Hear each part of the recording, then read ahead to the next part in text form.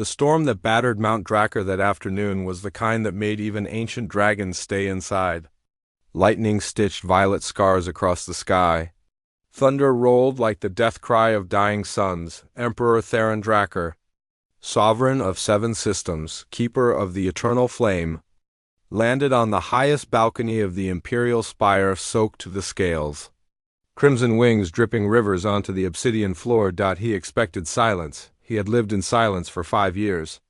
Ever since Empress Lyrian had slipped into the eternal flames and taken half his soul with her. Instead he heard laughter, not the polite, courtly rumble of dragon lords, but the breathless, helpless giggles of a hatchling who had forgotten how to be afraid. Theron froze. The sound was coming from the nursery wing, the wing he had avoided since the physicians declared his only son permanently impaired. He moved without thinking. Talons clicking, armor clinking, hearts hammering in staggered rhythm. He rounded the archway and stopped as though he had flown into a mountain. His son, Prince Pius, 7 years old and still the pale amber of childhood, was standing not slumped in the mechanical harness the healers insisted upon.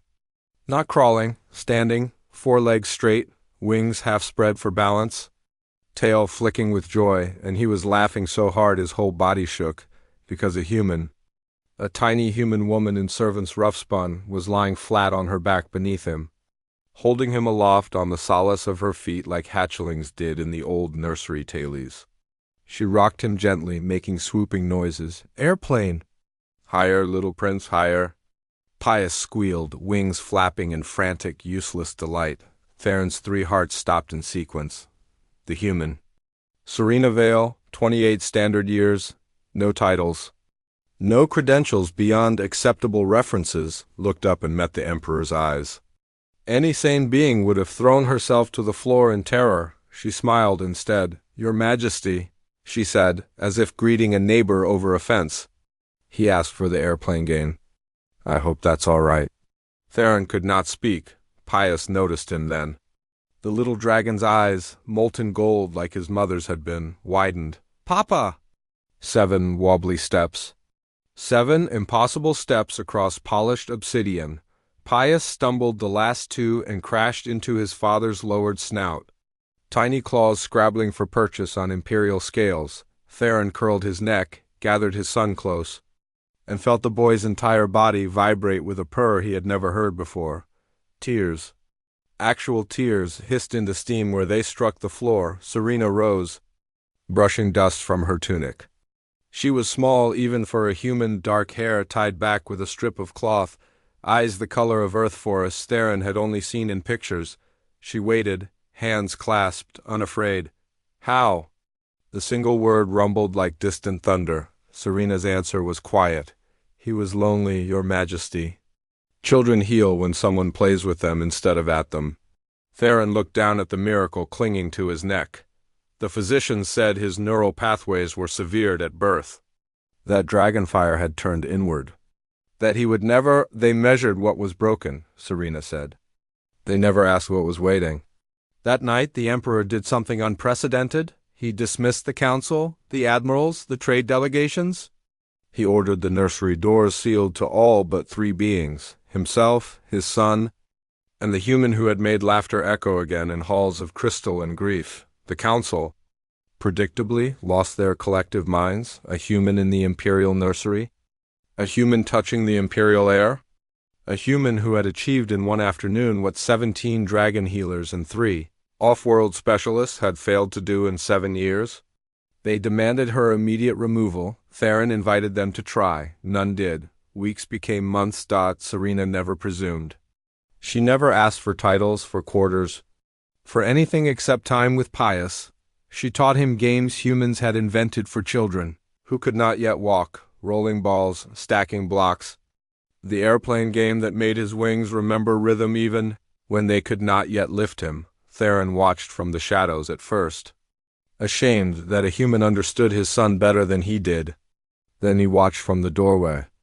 Then he lay on the warming stones and let Pius climb him like a mountain, while Serena narrated adventures in her soft, steady voice. One evening Pius fell asleep curled against his father's chest. Tiny snores puffing smoke rings. Theron spoke into the quiet. I was going to send him away. To the sanctuary moons where broken heirs go to be forgotten with dignity. Serena did not flinch. And now? Now I will burn the stars before I let anyone take him from me again. She placed her small hand on the Emperor's foreclaw. Good, she said.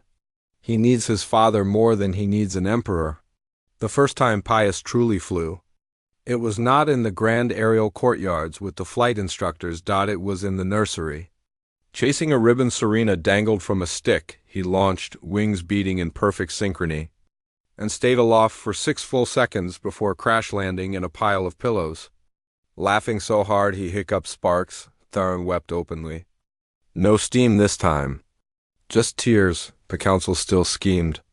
Old dragons did not change easily. There were whispers of coup, of human sorcery, of weakness infecting the bloodline. Serena heard them all and kept playing. When the assassination attempt came, it was subtle, a plasma dart hidden in a ceremonial gift. Time to release when Pius opened it on his 8th naming day. Serena saw the microshimmer first. She threw herself between child and weapon without hesitation. The dart struck her shoulder instead of his heart. Theron arrived in time to see her collapse. Blood staining the rough-spun tunic crimson against amber scales, he roared. The spire itself trembled. Windows shattered 3 levels below. The conspirators were found within the hour. They expected execution. Theron gave them something worse, exile to the sanctuary moons, the very place he had once considered sending his son. Let them live among the broken they had deemed unworthy. Serena survived. The longevity treatments the imperial physicians had offered years earlier were administered without asking this time. She woke to find Pius curled protectively around her like a living shield, and Theron standing guard at the door, eyes glowing like twin furnaces. You saved my son, he said. We save each other, she answered, voice hoarse. That's what family does. Pius lifted his head. You're staying forever now, right? Serena looked at Theron. The Emperor inclined his great head. Forever is a dragon word. We are very good at it. Years passed like comets. Pius grew tall and strong, wings broad enough to cast shadows over cities.